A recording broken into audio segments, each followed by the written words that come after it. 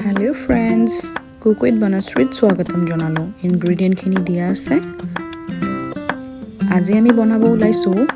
কৰ্দৈ টেঙাৰ মাছৰ জোল তাৰ কাৰণে আমাক লাগিব কৰ্দৈ টেঙা দুটা কটা পিয়াজ জলকীয়া 4টা 5টা আৰু মাছ লগতে আমাক লাগিব সৰিয়হৰ গুটি হালধি নিমখ ভজা মাছৰ তেল আছিল তাতে আমি সৰিয়হ ফুটাই ললো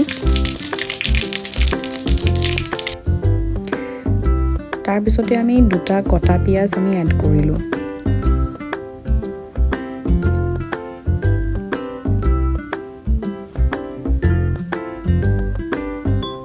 এতিয়া আমি কটা জলকীয়া এড কৰিলো আপোনালোকে জলকীয়া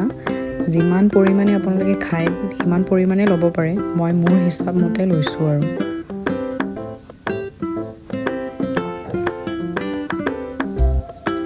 এতিয়া আমি ভালদৰে অকমান লৰাই ললো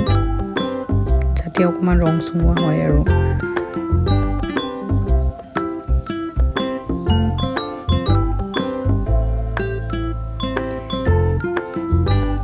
এতিয়া অকমান ভজা হোৱাৰ পিছতে আমি হালধি আৰু নিমখ এড কৰিছো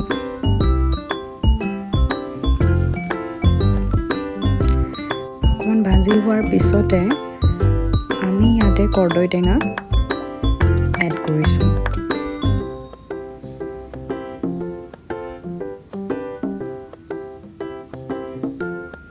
কৰ্দৈ টেঙাখিনি আপোনালোকে মিহি মিহিকে কাটি ললে বেছি ভাল আৰু সোনকালে সিজি যাব যোৱাত মানে সহায় হয়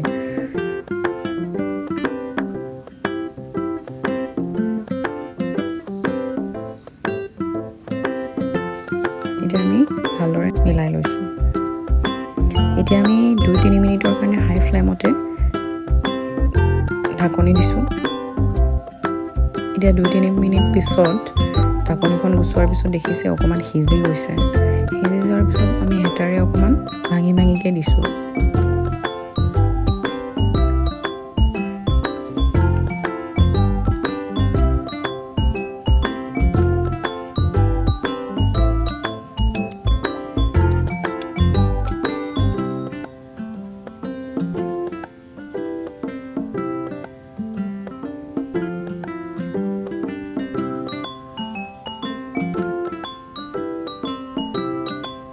ইয়াতে আমি এতিয়া সুগাৰ আধা চামুচ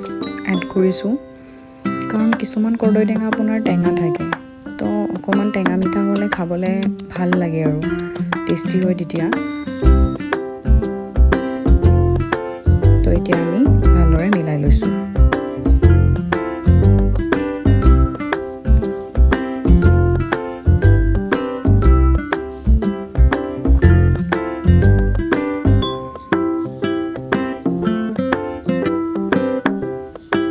এতিয়া আমি গৰম পানী 3 কাপ এড কৰিছো কাৰণ টেঙা জোলত অকমান জোল হলেহে খাই ভাল লাগে তো হেইটোৰ কাৰণে অকমান পানীটো 3 কাপ দিছো এতিয়া আমি হাই ফ্লেমতে 5 মিনিট উতলাইবৰ কাৰণে দিছো তো 5 মিনিট পিছত দেখিছে ইমান ধুনীয়াকৈ উতলাইছে এতিয়া আমি ইয়াতে ফ্ৰাই কৰা মাছখিনি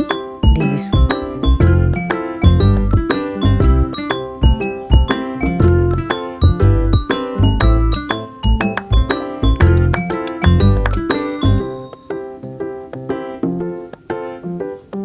এতিয়া অকমান 2-3 মিনিট উতলাৰ পিছত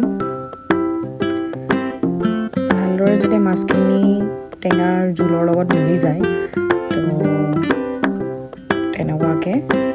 তেতিয়াতে আমি গেছৰ ফ্লেমটো অফ কৰি দিব লাগিব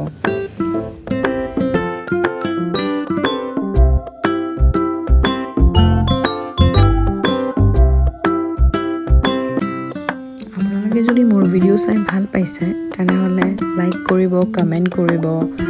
শ্বেয়াৰ কৰিব ফ্ৰেণ্ডছৰ মাজত এণ্ড ছাবস্ক্ৰাইব কৰিব থ্যাংক ইউ so much